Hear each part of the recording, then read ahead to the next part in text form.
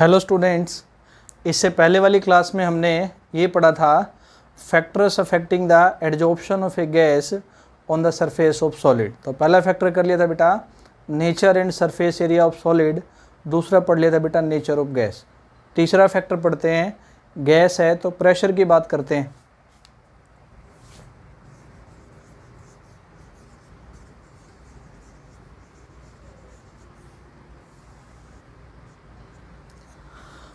तो प्रेशर का क्या रोल है गैस के केस में देखते हैं। जैसे बच्चों मान लिया ये बोर्ड पूरा सॉलिड है, सरफेस एरिया है, इस पूरे बोर्ड पे गैस के मॉलिक्यूल्स का एडजॉर्प्शन हो गया। आप क्या करो बेटा, उन गैस के मॉलिक्यूल्स पे प्रेशर को इंक्रीज कर दो। तो गैस क्या होती है, प्रेशर इंक्रीज करने से कंप्रेस हो गई। तो बच्चों गैस के मॉलिक्यूल्स क्या हो जाएंगे, आपके कंप्रेस हो जाएंगे। ऐसे क्या हुआ बेटा, गैस के मॉलिक्यूल कंप्रेस हो गए तो सरफेस एरिया क्या हो गया, पहले इतने पे फैले हुए थे बेटा, पास पास आ गए, बाकी का सरफेस फ्री हो गया, सॉलिड फ्री हो गया। उस पे और गैस के मॉलिक्यूल आ सकते हैं, उन पे भी प्रेशर इंक्रीज कर दो, वो कंप्रेस हो गए, फिर सॉलिड फ्री हो गया, उस पे और गैस के मॉलिक्यूल आ सकते हैं। यानी क्या बोलेंगे बच्चों, प्रेशर इंक्रीज करने से गैस के मॉलिक्यूल कंप्रेस होकर पास पास आ जाते हैं, इसलिए सॉलिड का सरफेस एरिया फ्री हो जाता है और उस फ्री सरफेस एरिया पे और गैस के मॉलिक्यूल आके इकट्ठे हो जाएंगे। फिर कंप्रेस कर दो और सॉलिड फ्री हो जाएगा और गैस के मॉलिक्यूल आ जाएंगे। ऐसा होने से बेटा गैस के मॉलिक्यूल सरफेस पे इंक्रीज होते जाते हैं और इंक्रीज होने से एडजॉर्प्शन क्या होता जाएगा, इंक्रीज होता जाएगा। तो हम एक लाइन में बोल सकते हैं बच्चों क्या यहाँ से, कि किसी भी गैस का जो एडजॉर्प्शन है, गैस का जो एडजॉर्प्शन है बच्चों, और डायरेक्टली किसके प्रोपोर्शनल है, जितना हम क्या अप्लाई कर रहे हैं उसके ऊपर प्रेशर, जितना क्या अप्लाई कर रहे हैं उसके ऊपर हम प्रेशर। ठीक है, तो एक बार इसको एक्सप्लेन कर देते हैं। देखो, if pressure on molecules of gas, gas के मॉलिक्यूल्स पे इंक्रीजेज, तो क्या होगा, देन गैस मॉलिक्यूल्स, गैस के मॉलिक्यूल्स क्या हो जाएंगे बच्चों, गेट कंप्रेस। इसलिए बच्चों क्या हो जाएगा, सो सरफेस एरिया, सरफेस एरिया क्या हो जाएगा, फ्री हो जाएगा, becomes free for more adsorption of gases, और गैसेज के एडजॉर्प्शन के लिए, मोर एडजॉर्प्शन ऑफ गैसेज। और इस तरीके से क्या बोल देंगे बच्चों, in this way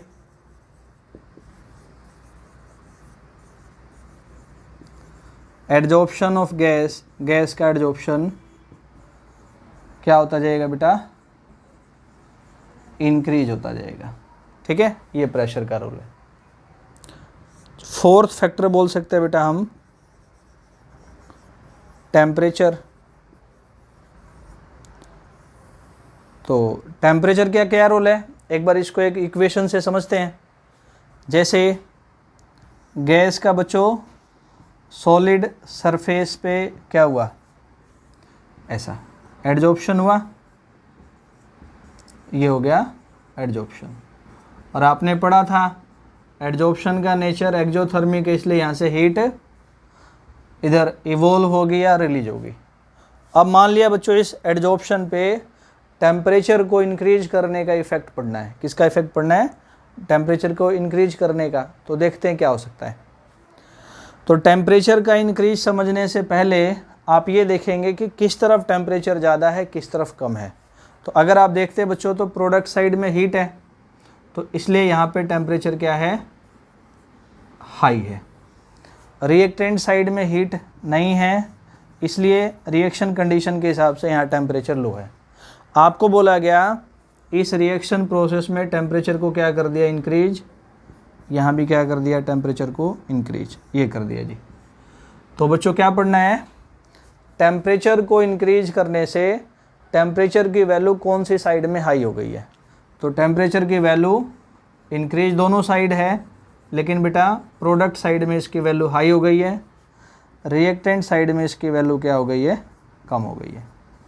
product side में इसकी वैल्यू हाई हो गई है, रिएक्टेंट साइड में कम हो गए। तो टेम्परेचर इंक्रीज करने से प्रोडक्ट साइड में टेम्परेचर कम हो गया। तो अकॉर्डिंग टू लिचर्ट-लियर प्रिंसिपल इस टेम्परेचर को कम करने के लिए, डिक्रीज करने के लिए रिएक्शन कहाँ आ जाएगी, बैकवर्ड डायरेक्शन में रिएक्टेंट साइड में।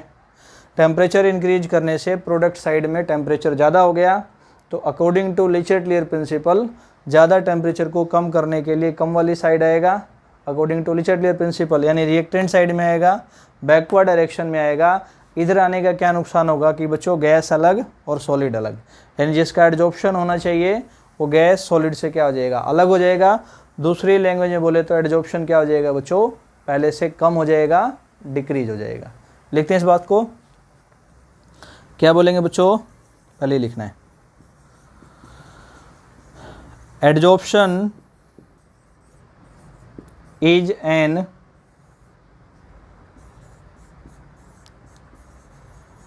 एक्जोथर्मिक प्रोसेस, इसलिए so by increasing temperature, temperature increase करने से वैल्यू ऑफ टेम्परेचर, टेम्परेचर की वैल्यू कहाँ ज़्यादा हो जाएगा, become high in product side. इसको डिक्रीज करने के लिए, to decrease the temperature, temperature को डिक्रीज करने के लिए अकॉर्डिंग टू लिचर्ट-लियर प्रिंसिपल,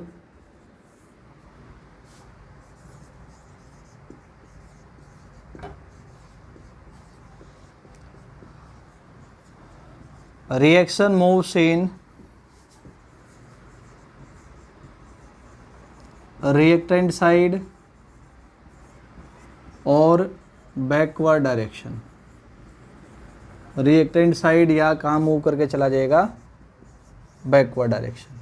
इसलिए क्या होगा, सो बैकवर्ड डायरेक्शन में आ गया, इसलिए क्या हो जाएगा बच्चों, एडजॉर्प्शन डिक्रीज हो जाएगा। आप इसको ऐसे भी याद कर सकते हो कि टेम्परेचर अगर इंक्रीज किया तो गैस के मॉलिक्यूल्स को काइनेटिक एनर्जी मिलेगी, काइनेटिक एनर्जी लेकर के गैस के मॉलिक्यूल उड़ जाएंगे, एस्केप आउट हो जाएंगे, तो क्या होगा, एडजॉर्प्शन आपका घट जाएगा, डिक्रीज हो जाएगा। अगला फैक्टर है, तो पढ़ लिया nature and surface area of solid, nature of gas, pressure, temperature, तो 1 2 3 4 5 हो गए ना। छठा फैक्टर है एक्टिवेशन ऑफ सरफेस एरिया। क्या है इसका मतलब वो देखते हैं।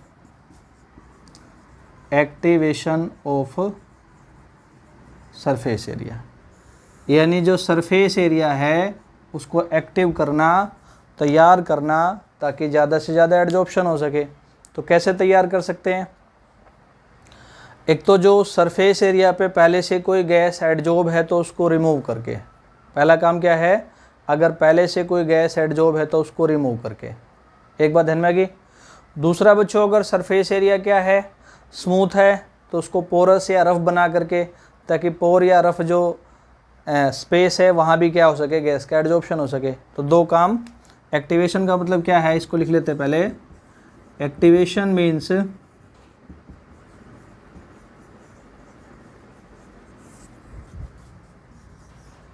क्या करना है, बनाना है सरफेस को, मेकिंग द सरफेस इस तरीके से, such that there is more and more, ज़्यादा से ज़्यादा क्या हो सके, गैस का एडजॉर्प्शन हो सके। More and more adsorption of gas takes place. और ये कैसे होगा, इट अकर्स बाई, पहला काम रिमूविंग द गैस, गैस को रिमूव करके, which is already adsorb on surface, जो पहले से गैस सरफेस पे एडजॉर्ब है उसको रिमूव करके, ताकि सरफेस एरिया नए गैस के एडजॉर्प्शन के लिए फ्री हो जाए। या दूसरा क्या हो सकता है, by making the surface area porous, surface area को पोरस बना करके, उस पर छेद बना करके, ठीक है, रफ बना करके, ताकि वो जो रफ या पोरस सरफेस है उस पर भी गैस का क्या हो सके, एडजॉर्प्शन हो सके। तो ये बच्चों 6 फैक्टर हैं। अब आगे बढ़ते हैं, अब देखते हैं एडजॉर्प्शन के कितने टाइप हो सकते हैं।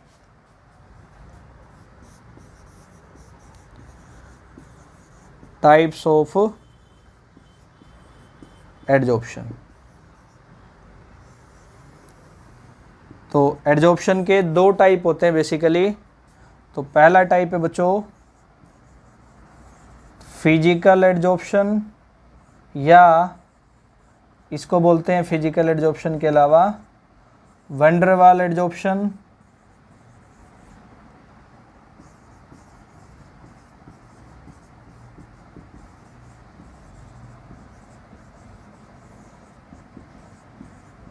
या फिजियोजॉर्प्शन।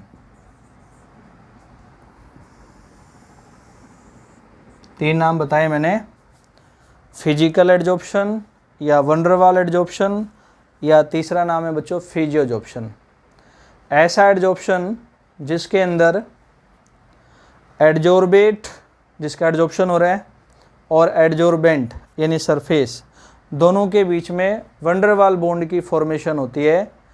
एडजॉर्बेट और एडजॉर्बेंट के बीच में वैन डर वाल बॉन्ड की फॉर्मेशन होती है। ऐसे एडजॉर्प्शन को बोलते हैं हम फिजिकल एडजॉर्प्शन। वैन डर वाल बॉन्ड आपको पता है दुनिया का सबसे वीक बॉन्ड है, मॉलिक्यूल्स को, 2 या इससे ज़्यादा मॉलिक्यूल्स को आपस में होल्ड करता है एक वीक फोर्स के साथ। ये कहीं भी बन सकता है, इसको बनाने के लिए आयन इलेक्ट्रॉन की रिक्वायरमेंट नहीं पड़ती। ऐसा बॉन्ड इसमें बनता है एडजॉर्बेट और एडजॉर्बेंट के बीच में। तो बोलेंगे इसको बच्चों एडजॉर्प्शन इन विच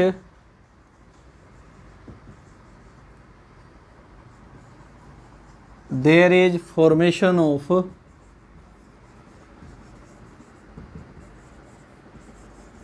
इसलिए इसका नाम दूसरा क्या है, van der Waals adsorption. There is formation of van der वाल bond between adsorbate and adsorbent is called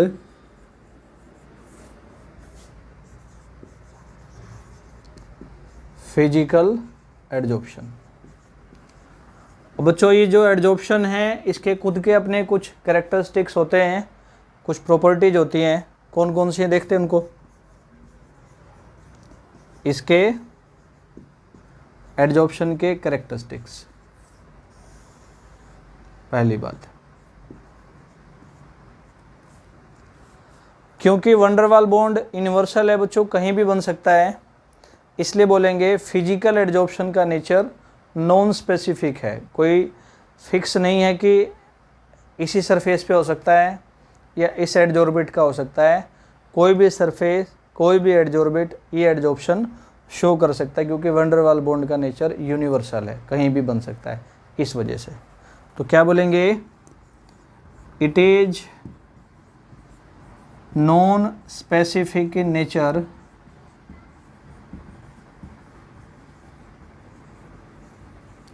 किस वजह से, due to universal nature of van der वाल बॉन्ड का यूनिवर्सल नेचर होने की वजह से वैन डर वाल बॉन्ड कहीं भी बन सकता है इस वजह से।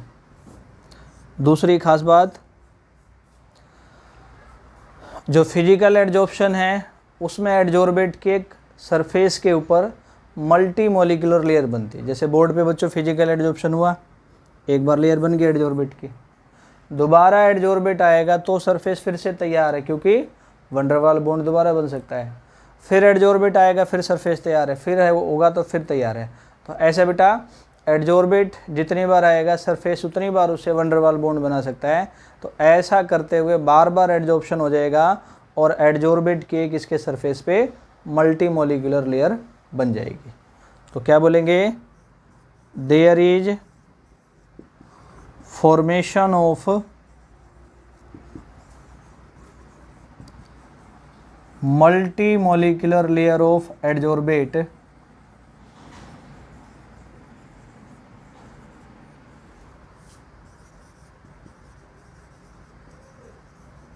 इसमें एक मल्टी मॉलिक्यूलर लेयर बनेगी। तीसरी बात बच्चों, ये एडजॉर्प्शन रिवर्सिबल है, यानी एडजॉर्बेट प्लस एडजॉर्बेंट ने मिलके फिजिकल एडजॉर्प्शन करवा दिया। तो जो वंडरवाल बॉन्ड है वो वीक है, उसको तोड़ दो, फिजिकल एडजॉर्प्शन खत्म हो जाएगा, वंडरवाल बॉन्ड वीक होने की वजह से टूट जाएगा और एडजॉर्बेंट आपके दोनों सेपरेट हो जाएंगे। तो क्या बोलेंगे, it is reversible in nature. इसका नेचर क्या है, रिवर्सिबल है। और अगली बात है बच्चों, कोई यहाँ स्पेशल बॉन्ड तो बनता नहीं ताकि इसको एनर्जी की नीड होगी, तो बोलेंगे इसको कोई एक्टिवेशन एनर्जी की नीड नहीं होती क्योंकि वंडरवाल बॉन्ड तो अपने आप बन जाता है। तो अगली बात है बेटा, there is no need of activation energy. और पांचवी बात, हीट ऑफ एडजॉर्प्शन, यानी एडजॉर्प्शन होने के बाद सरफेस से जो एनर्जी रिलीज होती है उसकी वैल्यू भी बहुत कम होती है, क्योंकि बॉन्ड बनेगा तभी तो ज़्यादा एनर्जी रिलीज होगी। बॉन्ड ही बहुत वीक बनता है इसलिए एनर्जी भी बहुत कम रिलीज होगी, लगभग 20 से 40 किलो जूल पर मोल। तो क्या बोलेंगे अगली बात, it has low heat of adsorption. कितना लगभग बच्चों, 20 से 40 किलो जूल पर मोल। और छठी बात, एडजॉर्प्शन का नेचर एक्जोथर्मिक है, एक्टिवेशन एनर्जी चाहिए भी नहीं, तो टेम्परेचर इंक्रीज करने से बच्चों फिजिकल एडजॉर्प्शन डिक्रीज होगा। तो एक्जोथर्मिक नेचर होने की वजह से इट डिक्रीजेज विद क्या, increase in temperature. Temperature increase होने से क्या होगा, ये डिक्रीज होना स्टार्ट हो जाता है। ठीक है, दूसरे टाइप का एडजॉर्प्शन देखते हैं, केमिकल एडजॉर्प्शन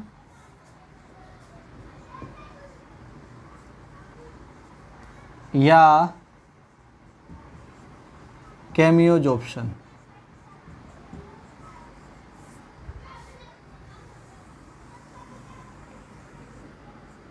नाम है ना केमिकल एडजॉर्प्शन, ऐसा एडजॉर्प्शन जहां एडजॉर्बेट और एडजॉर्बेंट के बीच में केमिकल बॉन्ड की फॉर्मेशन हो, उसको बोल देंगे केमिकल एडजॉर्प्शन। केमिकल बॉन्ड जैसे आयनिक बॉन्ड, कोवलेंट बॉन्ड, इस तरह के बॉन्ड की फॉर्मेशन होती है, स्पेसिफिक टाइप के बॉन्ड की फॉर्मेशन हो। तो लिखते हैं बच्चों इसको, adsorption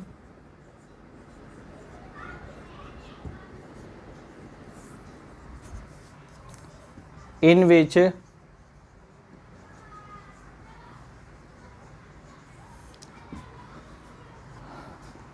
there is formation of chemical bond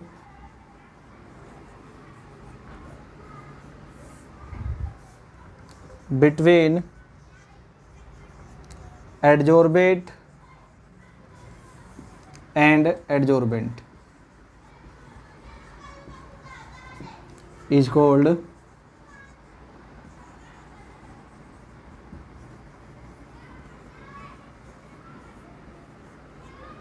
chemical adsorption.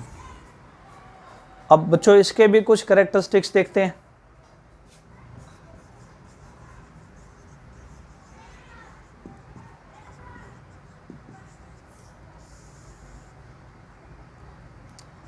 तो पहली बात बोल सकते हैं बच्चों, केमिकल बॉन्ड का नेचर स्पेसिफिक है ना, यानी जहां आयनिक बॉन्ड बनना वहाँ आयनिक ही बनेगा क्योंकि वहाँ इलेक्ट्रॉन का डोनेशन और गेन है। जहाँ कोवलेंट बन सकता है वहाँ कोवलेंट ही बनेगा क्योंकि वहाँ इलेक्ट्रॉन की शेयरिंग चाहिए। तो क्योंकि केमिकल बॉन्ड का नेचर स्पेसिफिक होता है, इसलिए बच्चों केमिकल एडजॉर्प्शन का नेचर भी क्या होगा, स्पेसिफिक होगा। तो पहली बात इट इज, उससे सारी बातें अपोजिट है बच्चों फिजिकल से, स्पेसिफिक इन नेचर। दूसरी बात, मान लिया सरफेस ने बॉन्ड बना लिया कोई एडजॉर्बेट से केमिकल, अब वो सरफेस बच्चों दोबारा किसी एडजॉर्बेट के साथ केमिकल बॉन्ड नहीं बना सकता, क्योंकि उसने जो अपना आयन इलेक्ट्रॉन यूज करना है वो कर लिया। इसलिए एक बार जो एडजॉर्बेट यहाँ यूज एडजॉर्ब हो गया वो हो गया, दोबारा एडजॉर्बेट एडजॉर्ब नहीं हो सकता, क्योंकि दोबारा केमिकल बॉन्ड नहीं बनेगा। जैसे सोडियम ने बॉन्ड बना लिया, दोबारा थोड़ी बनाएगा वो। तो इसलिए बोलते हैं बच्चों केमिकल एडजॉर्प्शन में सब्सटेंस की एडजॉर्बेट की सिर्फ एक यूनिमोलिकुलर लेयर, सिंगल लेयर बनती है। तो दूसरी बात, there is formation of unimolecular layer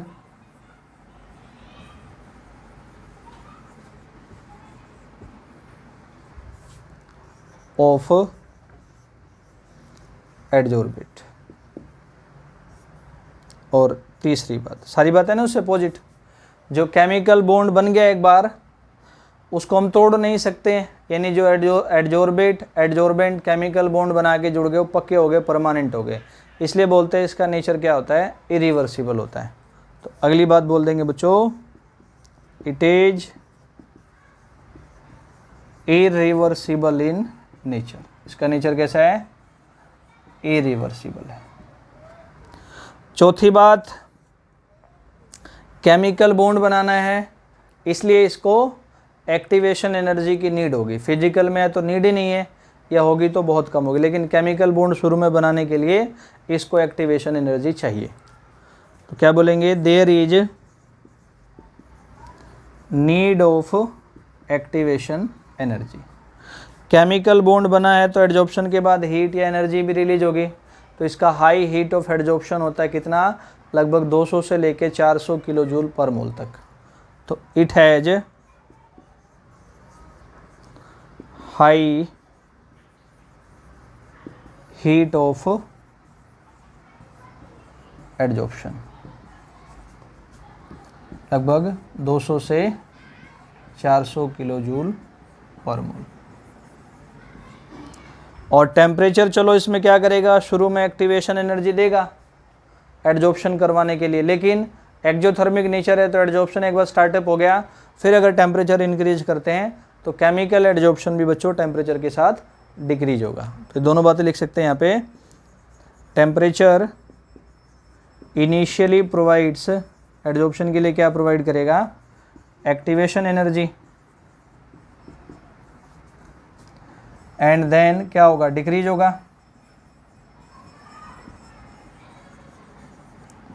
temperature increase होने से, with increase in temperature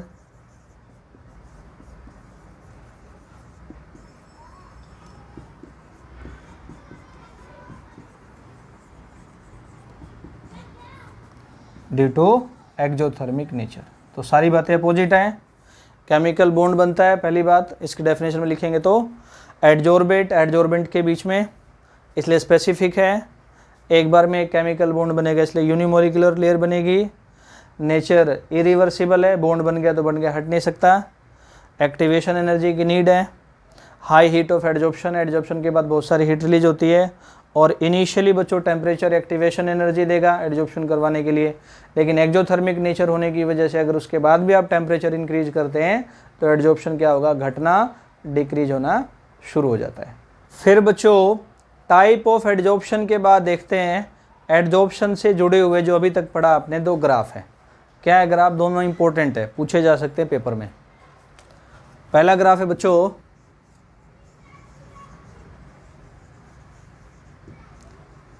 Freundlich adsorption isotherm.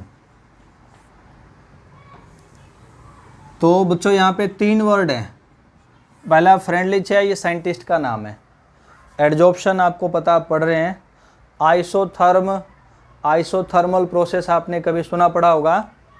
ऐसे याद कर सकते हैं आप। आइसो का मतलब बच्चों सेम याद कर लो या कांस्टेंट याद कर लो, और थर्म से याद कर लो हीट टेम्परेचर, यानी जिस प्रोसेस में टेम्परेचर कांस्टेंट रहता है। तो क्या है बच्चों ये friendly adsorption isotherm. It is a plot of, ये ग्राफ है किस किस के बीच में, amount of gas adsorb, total में से जितनी गैस एडजॉर्ब हो जाएगी that is called amount of gas adsorb versus pressure. Amount of gas adsorb और प्रेशर के बीच में ग्राफ है, कौन सी कंडीशन में, एट कांस्टेंट टेम्परेचर के बीच में, एट कांस्टेंट टेम्परेचर की कंडीशन में। तो आपने पढ़ा बच्चों अगर गैस पे प्रेशर इंक्रीज करेंगे तो उसका एडजॉर्प्शन इंक्रीज होता जाएगा, उसी को बताना है। तो गैस पे प्रेशर इंक्रीज करने से अमाउंट ऑफ गैस का एडजॉर्प्शन इंक्रीज होता जाएगा, और प्रेशर के साथ इंक्रीज होते होते बच्चों अपने gas maximum amount of adsorption, यानी मैक्सिमम जितना गैस का एडजॉर्प्शन हो सकता है हाई प्रेशर पे उतना गैस का एडजॉर्प्शन हो जाएगा। मान लिया बेटा आपके पास क्या है 50 ml गैस है, तो प्रेशर के साथ इंक्रीज होते होते सारी 50 ml का एडजॉर्प्शन हो जाएगा। और अगर उसके बाद भी आप प्रेशर को इंक्रीज करते हैं तो फिर क्या होगा, जो एडजॉर्प्शन है वो प्रेशर से इंडिपेंडेंट हो जाएगा, क्योंकि जितना हाई से हाई गैस का एडजॉर्प्शन होना था मैक्सिमम से मैक्सिमम वो हो गया। अगर आप फिर भी प्रेशर इंक्रीज करते हैं तो अमाउंट ऑफ गैस का एडजॉर्प्शन प्रेशर से इंडिपेंडेंट हो जाएगा। इसी बात को बेटा ग्राफ में बना करके समझाना है। तो इस बात को लिखते हैं यहाँ पर, ग्राफ को बनाते हैं, ग्राफ ही बनाते बेटा यहाँ।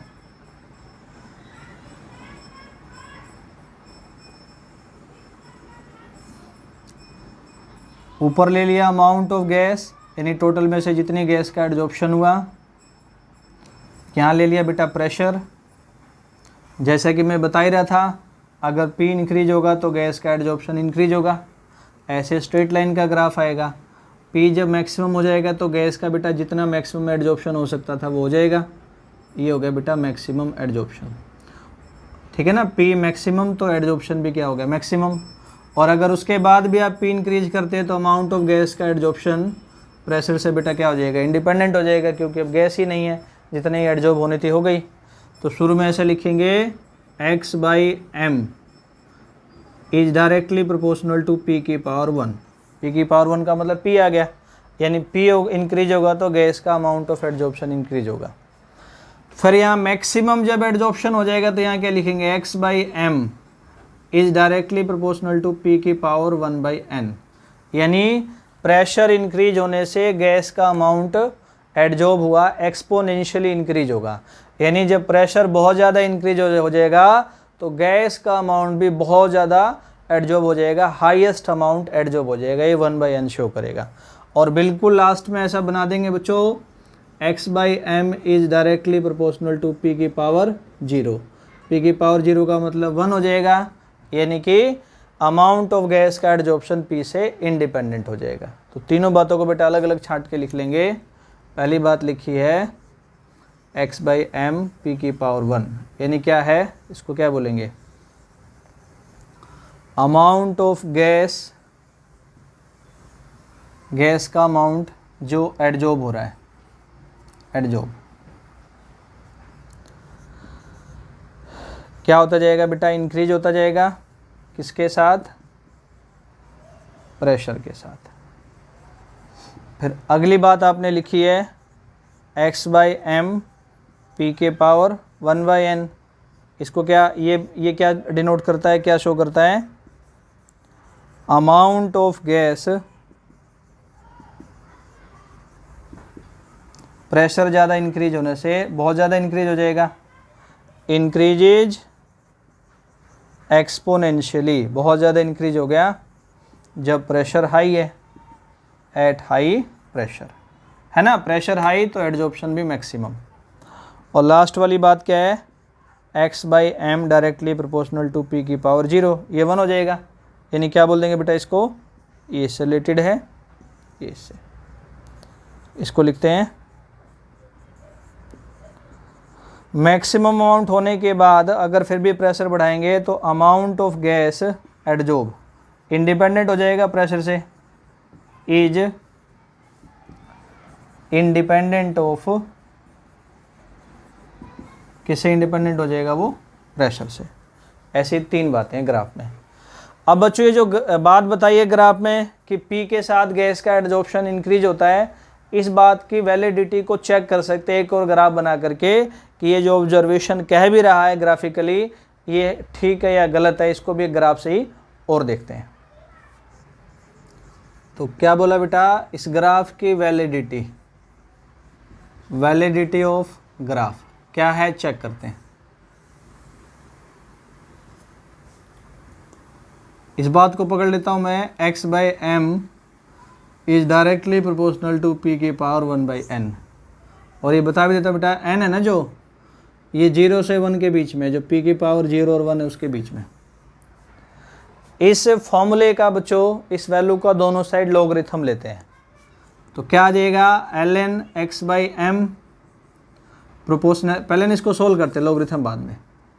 क्या लिख सकते हैं सोल्व करके? x/m equal to k p की पावर 1/n, ऐसा लिख सकते हैं। प्रोपोर्शनलिटी का साइन हटा के इक्वल टू का साइन लगाया तो k आ गया कांस्टेंट ऑफ प्रोपोर्शनलिटी। दोनों साइड अगर बच्चों लॉगरिथम लेंगे तो क्या आ जाएगा? ln x/m equal to ln k। समझ रहे हैं ना आप?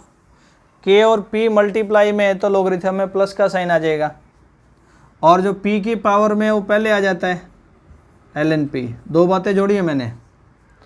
ये p मल्टीप्लाई में है तो एडिशन ln p, जो पावर होती है लॉगरिथम में वो पहले आ जाती है। आपने बच्चों स्ट्रेट लाइन की इक्वेशन पढ़ी है, y equal to mx plus में c। तो ये एक स्ट्रेट लाइन की इक्वेशन है और इसको ये फॉलो करता है। तो स्ट्रेट लाइन की इक्वेशन है ये, इसकी तरह इसको फॉलो कर रहा है। तो बच्चों अगर आप ग्राफ बनाएंगे ln x/m versus ln p तो एक स्ट्रेट लाइन का ग्राफ आएगा ऐसा कुछ।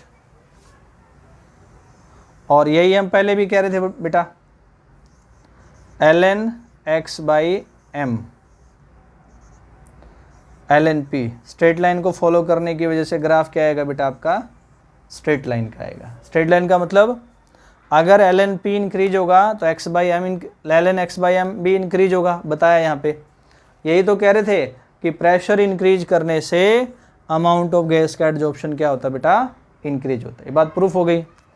ये जो गैप है यहाँ ये शो करता है ना बेटा कि शुरू में जब p इंक्रीज हुआ तो गैस का एडजॉर्प्शन नहीं है, p कुछ इंक्रीज हो जाएगा तब गैस का अमाउंट क्या होगा बेटा? यहाँ से अपने को एडजॉर्ब जो होगा वो दिखना शुरू होगा, और फिर जिस रेशो में p इंक्रीज होगा उस रेशो में गैस का एडजॉर्प्शन इंक्रीज होगा। जो शुरू में यहाँ गैस का एडजॉर्प्शन नहीं दिखा है, ग्राफ की भाषा में क्या बोलते हैं बेटा? उसको हम इंटरसेप्ट बोलते हैं। यानी यहाँ पे एडजॉर्प्शन नहीं हुआ, एडजॉर्प्शन का कोई चेंज नहीं हुआ, तो कितने का आपका इंटरसेप्ट आता है? 1/n का। ये यहाँ पे यानी कोई भी एडजॉर्प्शन यहाँ पे नहीं होगा, ऑब्जर्व नहीं होगा।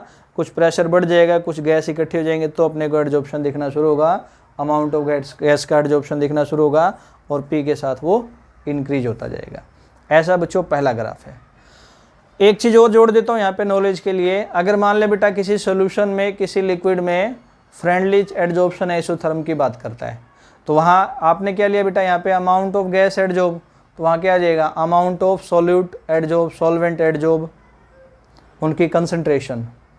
ठीक है, कितना अमाउंट एडजॉर्ब होगा और प्रेशर की जगह कंसंट्रेशन ले लेंगे। यानी सॉल्यूशन की बात करेंगे तो अमाउंट वर्सेज कंसंट्रेशन का ग्राफ बनेगा, और वहाँ कंसंट्रेशन इंक्रीज होगा सोल्यूट का। अगर सोल्यूट ज़्यादा होगा तो एडजॉर्प्शन ज़्यादा होगा, सोल्यूट कम होगा तो एडजॉर्प्शन कम होगा, या मान लो सॉल्वेंट कम होगा तो एडजॉर्प्शन कम होगा, सॉल्वेंट ज़्यादा होगा तो एडजॉर्प्शन ज़्यादा होगा। यानी वहाँ कंसंट्रेशन लेना है बस, प्रेशर की जगह, इतना ही डिफरेंस है। दूसरा अगर आप देखते हैं बच्चों इसमें अगले टाइप का, फ्रेंडलीज एडजॉर्प्शन आइसोबार।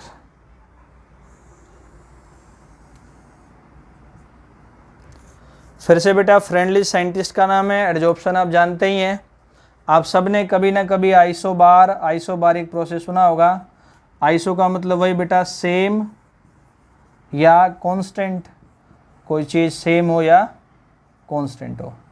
बार का मतलब जहाँ पे प्रेशर क्या हो, कांस्टेंट हो। तो बेटा क्या ये भी एक ग्राफ है amount of gas adsorb versus temperature, उसमें प्रेशर था एट कांस्टेंट प्रेशर। दोबारा बोलता हूँ, ये ग्राफ है बेटा amount of gas adsorb versus temperature at constant pressure. इसी ग्राफ को बोलते हैं फ्रेंडलिच एडजॉर्प्शन आइसोबार। तो लिखते हैं इस बात को, it is plot of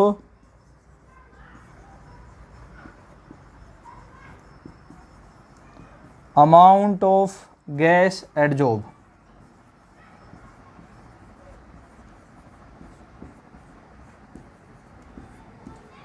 versus temperature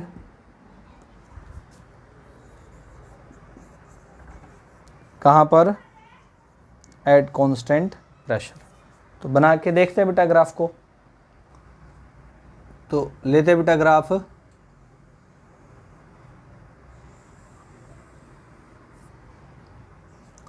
amount of gas ले लिया इस एक्सिस पे,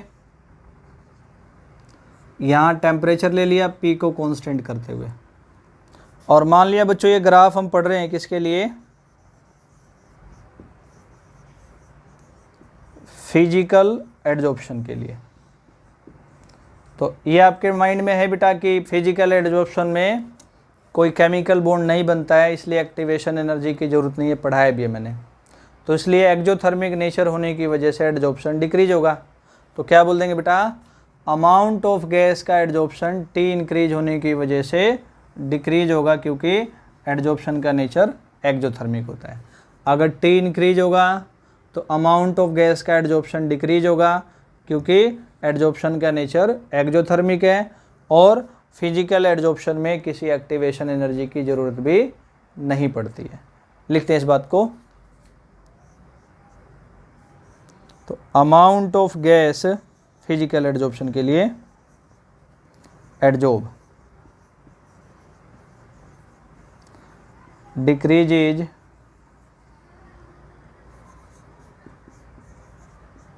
with increase in temperature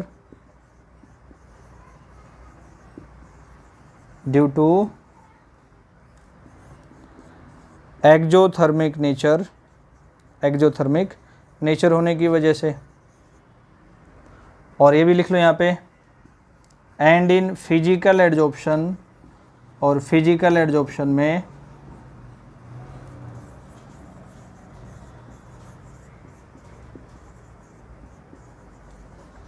there is,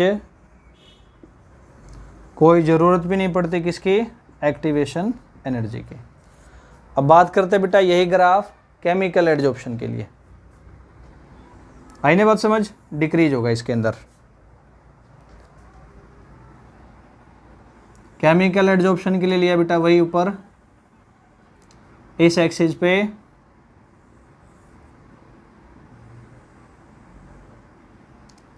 amount of gas adsorb versus temperature, किसके लिए हो गया ये, केमिकल एडजॉर्प्शन।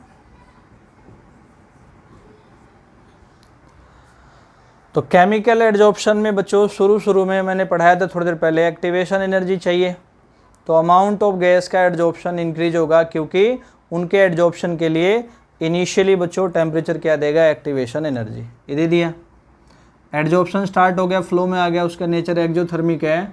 अगर उसके बाद भी आप टेम्परेचर इंक्रीज करेंगे तो गैस का एडजॉर्प्शन क्या होगा, डिक्रीज होना शुरू हो जाएगा। शुरू में क्यों इंक्रीज हुआ, क्योंकि एक्टिवेशन एनर्जी देगा ये। एडजॉर्प्शन स्टार्ट हो गया, अपने अमाउंट पे पहुंच गया, अगर फिर भी आप T को इंक्रीज करते हैं तो एक्जोथर्मिक नेचर होने की वजह से गैस का एडजॉर्प्शन कम होगा, डिक्रीज होगा। तो इसको लिखते हैं बेटा, तो amount of gas adsorb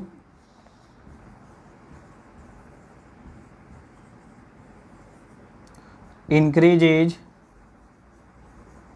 initially with increase in temperature। क्यों, क्योंकि टेम्परेचर क्या देगा, एक्टिवेशन एनर्जी, बॉन्ड बनाना ना यहाँ पे,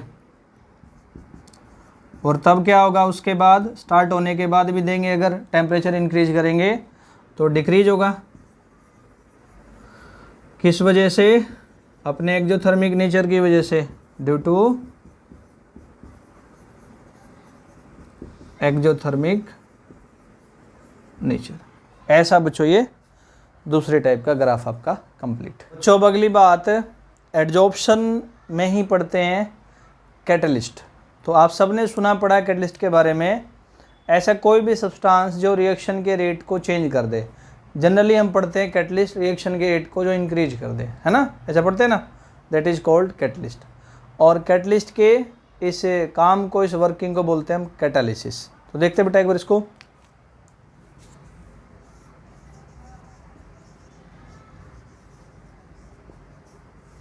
कैटालिस्ट क्या बोलेंगे बेटा? Substance which changes the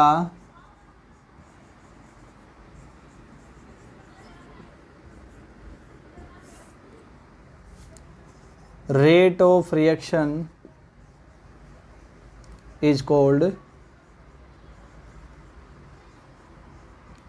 catalyst.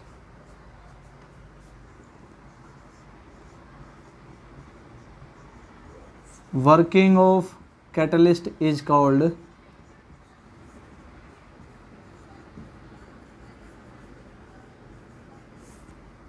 Catalyst के वर्किंग को क्या बोलेंगे हम?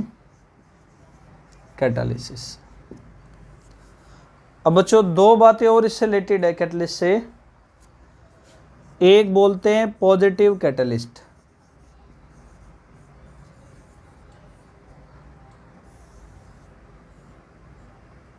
या पॉजिटिव कैटालिसिस बोल दो सीधा।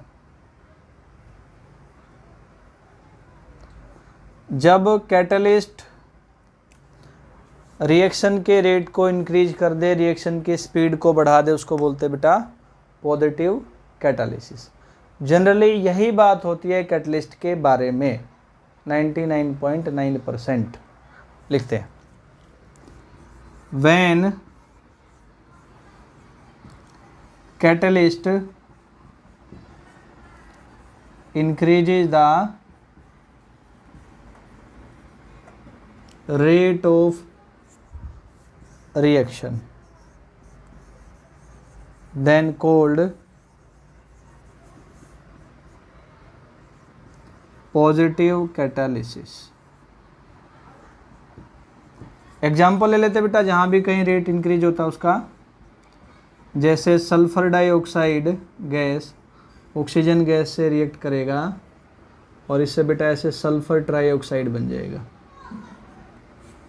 तो यहाँ पे वेनेडियम पेंटाऑक्साइड V2O5 एक पॉजिटिव कैटालिसिस का काम करेगा, क्योंकि ये क्या करता है बेटा, इस रिएक्शन के रेट को, स्पीड को इंक्रीज करता है। ठीक, अगली बात है बच्चों नेगेटिव कैटालिसिस।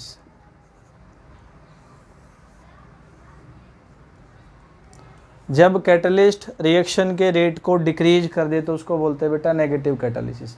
ये नहीं होता है, जनरली कहीं कहीं ऑब्जर्व होता है, इसलिए हम जब भी कैटलिस्ट को पढ़ेंगे बेटा तो ऐसा ही मानते हैं कि वो पॉजिटिव कैटालिस्ट है, उसकी वर्किंग पॉजिटिव कैटालिसिस है।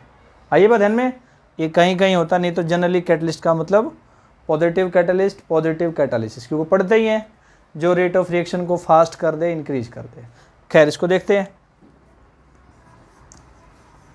When catalyst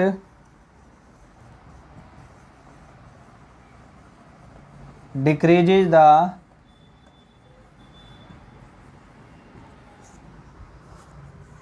rate of reaction, then it is called negative catalysis. बात चल रही तो बेटा इसका एग्जांपल लिख लेते हैं। H2O2 का डिकम्पोजिशन होगा और इससे वाटर बनेगा और ऐसे ऑक्सीजन बनेगा। तो इस प्रोसेस में बेटा जो ग्लिसरॉल होगा वो नेगेटिव कैटालिसिस आपका शो करता है। कुछ छोटी छोटी बातें, कुछ कैरेक्टरिस्टिक्स भी बोल सकते हो कैटलिस्ट से रिलेटेड। आप सबने पढ़ा सुना होगा कैटलिस्ट बच्चों रिएक्शन में कभी भी यूज नहीं होता है, वो अपना काम करता है और as it is reaction complete होने के बाद रिएक्शन से बाहर निकल जाता है, कभी भी यूटिलाइज नहीं होता है। तो catalyst is never utilize in reaction. अगली बात, कैटलिस्ट बच्चों किसी भी रिएक्शन के रेट को लगभग 10 की पावर 10 टाइम्स यहाँ तक इंक्रीज कर सकता है। कैटलिस्ट की इस बात को बोलते हैं बेटा उसकी एक्टिविटी, यानी इतनी फास्ट एक्टिविटी करने की उसमें ताकत होती है, पावर होती है। तो catalyst increases rate of reaction 10 की power -10 times. It is called, क्या बोलते हैं हम, एक्टिविटी ऑफ कैटलिस्ट। अगली बात है बच्चों, किसी एक स्पेसिफिक रिएक्शन से उस रिएक्शन को फास्ट करके प्रोडक्ट बनाने के लिए, रिएक्शन को फास्ट करके उस रिएक्शन में रिएक्टेंट का प्रोडक्ट जल्दी से जल्दी बन जाए, वहाँ पे एक स्पेशल टाइप के, एक पर्टिकुलर टाइप के कैटलिस्ट की काम की ज़रूरत होती है और वही काम करता है। कोई दूसरा कैटलिस्ट उस रिएक्शन में वो काम नहीं कर सकता, इसको बोलते हैं स्पेसिफिक नेचर ऑफ कैटलिस्ट। जैसे बेटा यहाँ SO3 बनाने में V2O5 ही कैटलिस्ट होगा, मैं यहाँ कह दूँ N2O5 O2 तो वो कैटलिस्ट नहीं होगा, कि for a particular reaction there is need of a particular catalyst, this is called specificity और specific nature of catalyst. For a particular reaction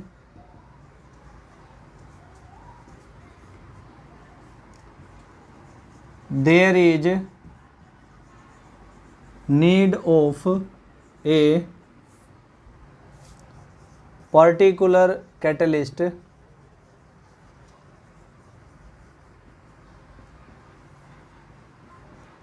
क्या करने के लिए, टू फॉर्म प्रोडक्ट, प्रोडक्ट बनाने के लिए। क्या बोलते हैं इसको, दिस इज कॉल्ड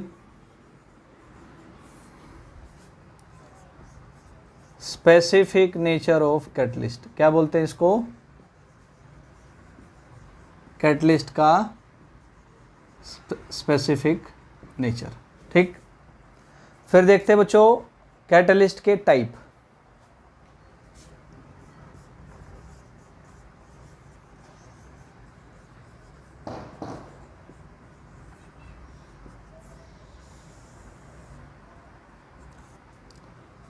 तो पहला टाइप है बच्चों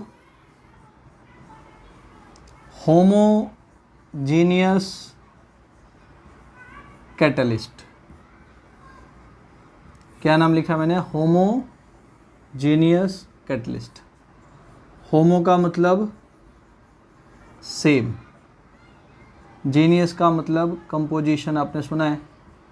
तो जब कैटलिस्ट का फेज रिएक्शन के फेज के साथ सेम हो, यानी बोलो जब कैटलिस्ट ठीक उसी फेज में हो जिस फेज में रिएक्शन हो, तो ऐसे कैटलिस्ट को बोलते हैं बेटा होमोजीनियस कैटलिस्ट। जैसे समझने के लिए बेटा, पूरी रिएक्शन अगर गैसियस फेज में है और अगर कैटलिस्ट भी गैसियस फेज में है तो क्या बोलेंगे, होमोजीनियस कैटलिस्ट। तो लिखते हैं डेफिनेशन, व्हेन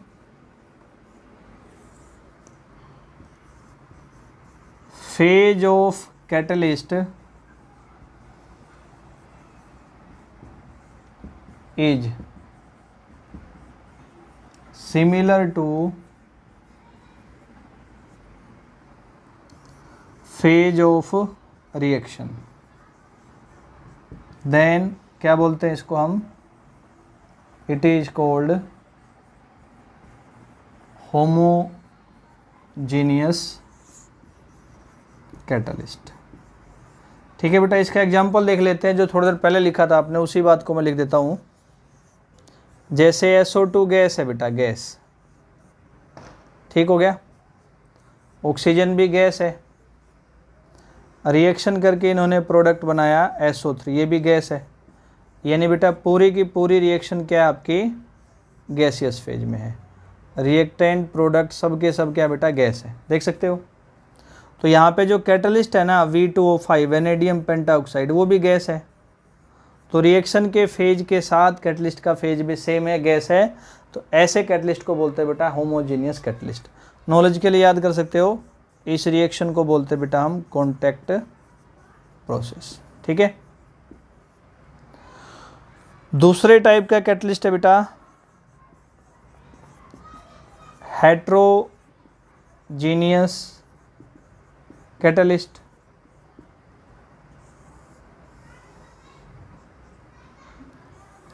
हेट्रो का मतलब क्या है, डिफरेंट है। जीनियस का मतलब क्या है, कंपोजिशन, यानी जिस कैटलिस्ट की कंपोजिशन डिफरेंट हो। कहने का मतलब क्या है कि जब कैटलिस्ट का फेज रिएक्शन के फेज से अलग हो, डिफरेंट हो, तो उसको बोलते हैं हेट्रोजीनियस कैटलिस्ट। क्या अलग हो, मतलब मान लिया बेटा पूरी रिएक्शन गैस के फेज में, गैस के स्टेट में, लेकिन कैटलिस्ट क्या गैस नहीं है, सॉलिड हो या लिक्विड हो, तो हेट्रोजीनियस कैटलिस्ट होगा। ऐसे बेटा मान लो पूरी रिएक्शन लिक्विड फेज में है, कैटलिस्ट सॉलिड या गैस हो, तो वो हेट्रोजीनियस कैटलिस्ट होगा। लिखते हैं इस बात को, if phase of catalyst is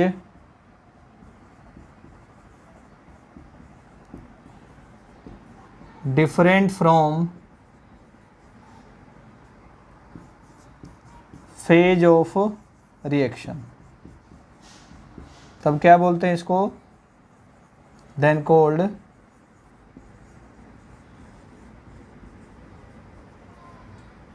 heterogeneous catalyst। जब कैटलिस्ट का फेज रिएक्शन के फेज से बेटा क्या हो, डिफरेंट हो।